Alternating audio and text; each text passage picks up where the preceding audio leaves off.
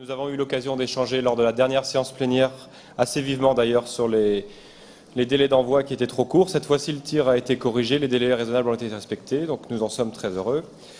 Nous savons critiquer les choses qui ne vont pas, nous savons aussi soutenir et encourager ce qui va dans le bon sens.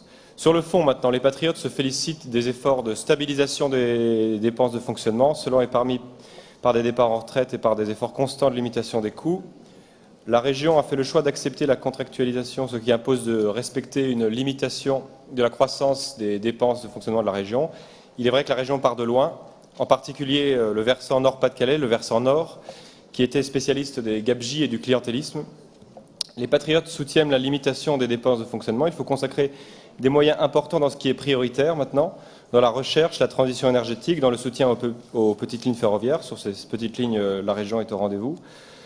La lutte contre le chômage, l'enseignement supérieur, le chômage qui est d'ailleurs une problématique majeure, peut-être la première problématique de notre région.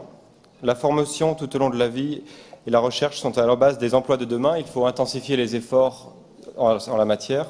Nous déplorons que l'enseignement supérieur soit l'un des parents pauvres de ce budget, dans une région où la part des diplômés du supérieur, je parle de la région ex-Picardie en particulier, est parmi les plus faibles de France.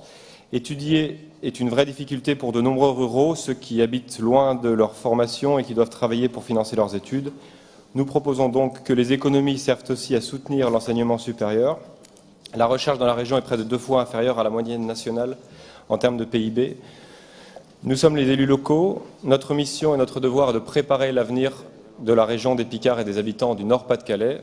Cela passe aussi par des investissements qui malheureusement ne sont pas assez ambitieux dans plusieurs domaines. Ce budget témoigne d'efforts importants pour le sport, c'est une bonne chose, en particulier dans notre région où la situation sanitaire est plus que préoccupante. Je rajouterais qu'il y a aussi l'Union européenne qui nous coûte cher, car c'est dans nos poches que viennent les fonds européens gérés par la région, ainsi que les fonds européens qui financent beaucoup de projets, en particulier toute l'Europe de l'Est, puisque nous sommes contributeurs nets. Et pour paraphraser André-Paul Leclerc ce matin à propos de l'argent du contribuable français, c'est notre argent, c'est l'argent des Gilets jaunes, c'est celui de nos enfants.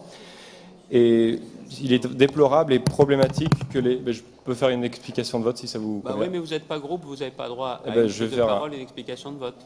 Je ferai la suite dans la prochaine délibération, ça revient au même, mais vous pouvez me... Allez, non, mais allez, finissez vite. Non, mais je préfère prendre les 2 autres minutes de la prochaine, en fait.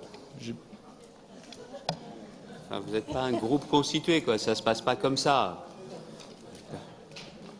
Enchaînez. Finissez, s'il vous plaît. Je vous remercie, Monsieur le Président. Donc, la non-utilisation des fonds européens est une source d'inquiétude, inquiétude partagée d'ailleurs par le groupe UNSA CFE-CGT. Il faut donc faire au maximum pour que cet argent qui est le nôtre nous revienne dans la mesure du possible.